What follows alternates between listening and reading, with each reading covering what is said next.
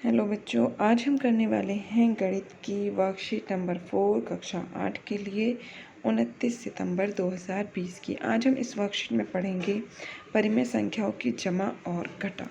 ठीक है, अभी तक हमने परिमेय संख्या पढ़ी थी। अब जमा और घटा हमने सिंपल संख्याओं से तो पढ़ी है, लेकिन परिमेय संख्या में किस तरीके से होती है वो देखते हैं।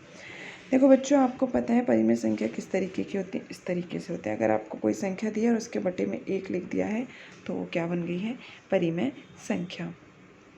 ठीक, अब ये देखिए यहाँ पर ऊपर से अगर हम 8 जमा 6 करेंगे तो आएगा 14। अगर 8/1 और 6/1 को जोड़ेंगे तो आएगा 14/1। तो इसका मतलब क्या है, ये चीज़ क्या है, समान है। ठीक, अब ये देखिए यहाँ पर अगर आपको दिया है कि 14/1 जो है उदाहरण में लिखा है, तो इसको हम क्या लिख सकते हैं, 14/2 या 2/2 तो नहीं लिख सकते।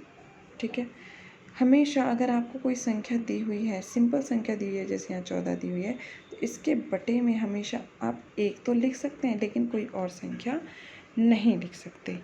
ठीक है, अब इनके जो चिन्ह होते हैं उससे हम इसे कैसे घटा और जमा कर सकते हैं। ठीक है, अब देखिए यहाँ से आपको पता चल गया है कि कैसे ये जमा घटा होंगे यहाँ पर जो है। और अब देखिए यहाँ पर उदाहरण से आप और अच्छे से समझेंगे। एक उदाहरण है कि शीला ने अपने जन्मदिन पर अपनी मम्मी को 1/8 केक और पापा को 2/8 केक दिया। ठीक है, ये था केक, उसने 1/8 यानी कि 1 पीस जो है वो अपनी मम्मी को दिया और उस केक के 2 पीस उसने अपने पापा को दिए। ठीक, अब हमें बताना है कि उसने कितना भाग दे दिया। ठीक, तो वो कैसे होगा कि अगर हम इन दोनों को जोड़ दें, यानी कि 1 भाग इसमें से मिला, 2 भाग इसमें से मिले, तो इसका मतलब उसने कितने भाग दे दिए हैं, 3 भाग दे दिए हैं।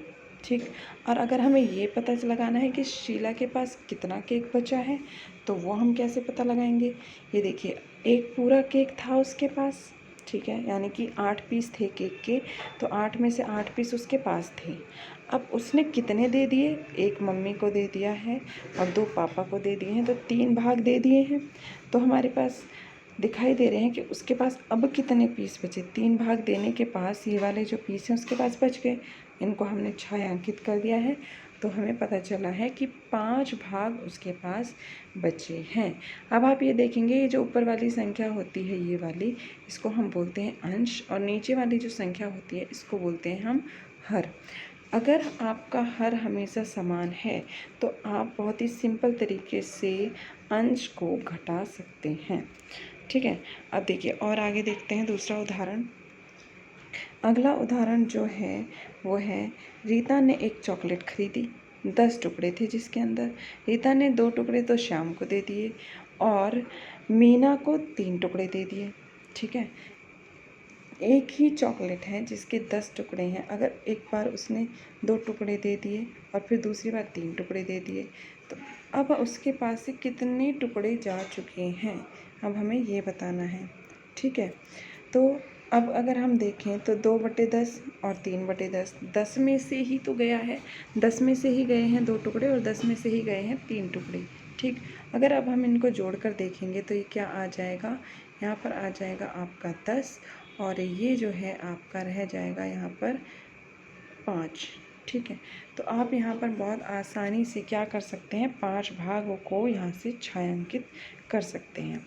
ठीक है, अगर अब हमें ये बताना है कि ये वाले टुकड़े तो उसके जा चुके हैं, अगर हमें ये बताना है कितने टुकड़े उसके पास रह गए, ये तो पूरी पूरी चॉकलेट है उसके पास जो थी, अब इसमें से उसने कितना घटा दिया, यानी कि ये 5/10 भाग उसने दे दिया, तो अब उसके पास कितना बचा, ये वाला भाग बचा। ठीक है, तो अब हम इसको आराम से छायांकित कर सकते हैं इस वाले भाग को। ठीक, अब देखिए आगे वाले प्रश्न हमें दिए हुए हैं करने के लिए। पहला प्रश्न है, बहुत ही आसान है ये सारे प्रश्न। ये दिया है हमें 2 बटे भाग छायांकित दिया है, अगर हम इसमें से घटा दें 1 बटे भाग 4 भाग को।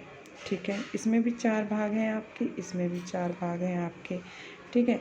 तो ये है 2/4, ये है 1/4। अगर हम 2/4 में से 1/4 को घटा देंगे तो हमें कितना मिलेगा, और हमें वो छायांकित भी करना है।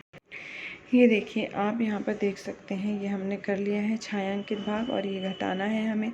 तो कितना मिलेगा देखिए, अब 2 भाग थे हमारे पास, अगर उस 2 में से हम एक और घटा रहे हैं तो हमारे पास एक भाग छायांकित बचा। तो यहाँ पर हम कोई सा भी भाग हटा सकते हैं, इसे हटा दीजिए तो ये वाला भाग बचा, ये हटाएंगे तो ये वाला भाग बचा। तो हमने यहाँ पर इसको छायांकित कर दिया है। एक भाग बचा है, कितने में से बचा है, 4 में से बचा है। ठीक है।